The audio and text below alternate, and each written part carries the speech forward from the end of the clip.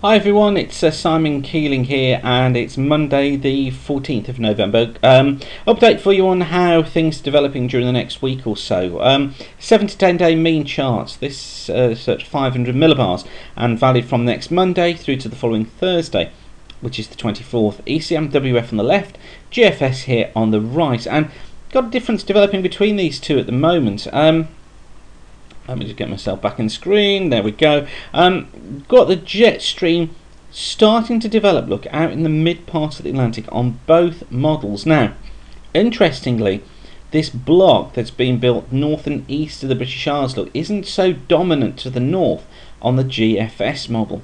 They're trying to bring this trough and this flow of more westerly winds in during the back end of next week. Now, this is kind of strengthening some sort of a feeling at the moment that although a block will build across central and western parts of Russia, over the UK we could well find the jet developing and coming in more as a westerly or southwesterly through the British Isles during the early part of next week, perhaps bringing rain through Ireland, Scotland, Northern England and Wales. Probably not that much across the south where high pressure will hold on through, but these differences between the two models I think are sufficient to get the flags raised, saying there could be some pretty fundamental change of pattern about to take place here, and that's kind of what we've been hinting at over the last few days. And if we take a look at each of the days in turn, this is from the GFS model on the left hand side.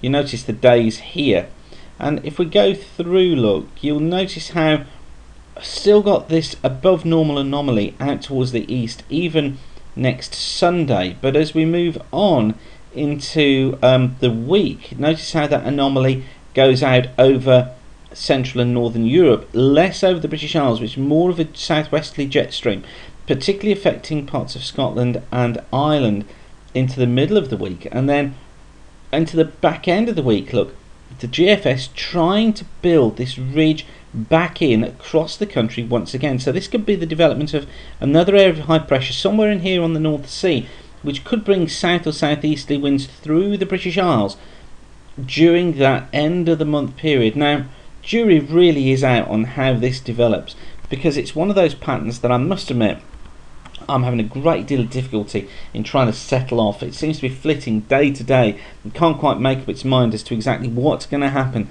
to this block across these central and northern parts of Europe. So it's difficult to make a call on this one just at the moment. I mean, looking at the Arctic Oscillation forecast, you can see how it kind of bounces around neutral, negative, and then comes up into positive territory during the last sort of 3 to 4 days of the forecast. So that's from next Monday through to Thursday. Now, coming into positive territory means stronger westerly winds going around the Arctic, which tends to mean more westerlies for us, and it brings it back into that, hinting at this more unsettled pattern. But what you would want to see is a negative NAO, a North Atlantic Oscillation coming in with that. Sorry, a positive North Atlantic Oscillation coming in with that. And well, you can see it kind of bumbles around in the negatives and then comes up to neutral and tries to get into positive territory, but doesn't quite make it.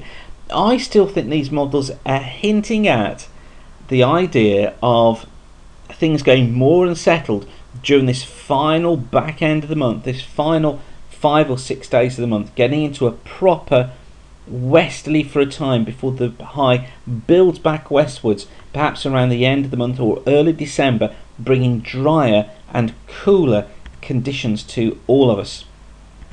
As I said, it's a difficult one to call just at the moment. I hope to have more on it through the course of this week for you. As always, the forecast you see here is sponsored by the adverts you see around the screen. So if you see an advert you like, do click on it, go through to the advertiser. It generates revenue for us and it shows your support for that advertiser too. So hope you've enjoyed that. Hope it was useful, if not a little confusing. If you're confused, I'm confused too. Thanks for watching, and keep the sun shining.